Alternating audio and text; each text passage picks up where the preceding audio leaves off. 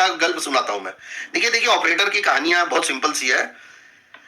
ना तो विप्रो में ऐसा कोई रिजल्ट था कि वहां पे सर्किट जैसा माहौल बन जाए, और एचडीएफसी बैंक का इतना बुरा रिजल्ट है कि इतना गिर जाए।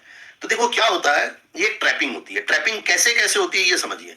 इनके मास्टर कंप्यूटर्स में ना डेटा होते हैं पब्लिक के, सारा पब्लिक का इनका डेटा होता है इनके मास्टर कंप्यूटर में। अब डेटा मान लीजिए विप्रो में क्या हुआ होगा कि बहुत ज्यादा मतलब सेल की पोजीशन बनी होगी उस दिन, नंबर वन। नंबर टू क्या होगा, ऑप्शन राइटर्स जो होते हैं ना, जैसे ऑप्शन राइटर होते हैं, बोथ साइड की भी राइटिंग बहुत लोग करते हैं, कॉल भी भेज दिया, पुट भी भेज दिया, स्टैडल बनाते हैं।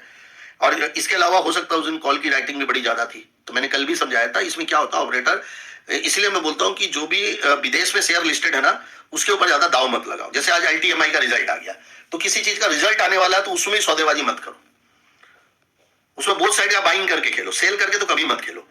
उसमें क्या होता है कि या तो ये लोग रिजल्ट बेस पे कोई हवा बनाते हैं, या कभी कोई न्यूज मैन्युफैक्चर कर लेते हैं कहीं ना कहीं से, या फिर डाउ जोन में उधर जाके फंसाते हैं और यहाँ पे जाके मारते हैं।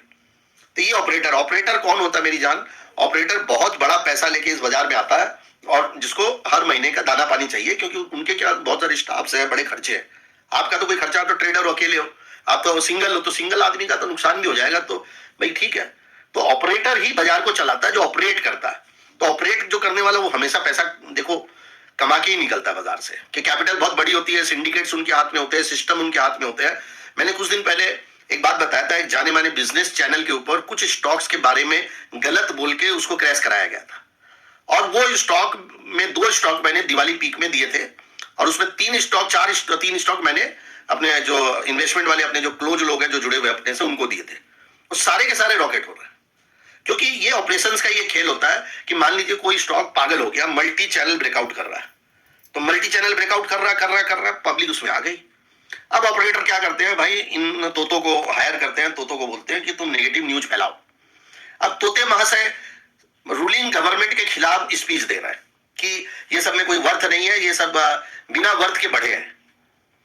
अब क्यों ऐसा उनसे बुलवाया गया? क्योंकि ऑलरेडी पब्लिक की इसमें ह्यूज एंट्री हो गई। कंपनी कुछ कर नहीं रही है, लेकिन पब्लिक की ह्यूज एंट्री हो गई। तो पब्लिक की ह्यूज एंट्री हो गई तो भाई आला कमान कौन है पता नहीं, लेकिन कोई बताया गया भाई आप बोलिए ऐसा, नहीं तो हम कैसे कमाएंगे। ऑपरेटर की बात कर रहा हूं। तो अभी वहां से हल्ला किया गया, उसको क्रैश करवा दिए। जब क्रैश हो गए तो हम जैसे समझदार लोगों ने एनालिसिस की और ले लिए। हमें बात समझ में आ गई कि रूलिंग पार्टी के खिलाफ जाके कोई आदमी बोले, ये तो बात समझ के बाहर है। ऐसे तो बहुत सारी कंपनियां जो बिना वर्थ के चलती है, तो कुछ नहीं बोलते हैं। तो अचानक से सरकारी कुछ स्टॉक के खिलाफ नेगेटिव बयानबाजी क्यों कर रहे हैं? वाई? जब ये किसी पर्टिकुलर अदर कंपनी के बारे में कुछ नहीं बोलते हैं, जो 2 रुपए का 2000 हो जाता है, 200 हो जाता है, तब ये लोग बयानबाजी नहीं करते। सरकारी स्टॉक के ऊपर ये लोग बयानबाजी कर रहे हैं, तो इनका इतना हिम्मत कहां से आ गया रे भाई?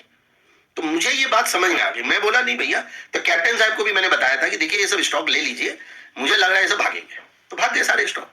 तो ऑपरेटर का काम होता है पब्लिक को फंसाना, ठीक है। और स्मार्ट जो ट्रेडर है ना, उसका काम होता है कि ऑपरेशंस वाली बात को समझना, उनके झांसे को पता लगा के अपना काम निकालना। बात समझ में आ गई ऑपरेटरों की?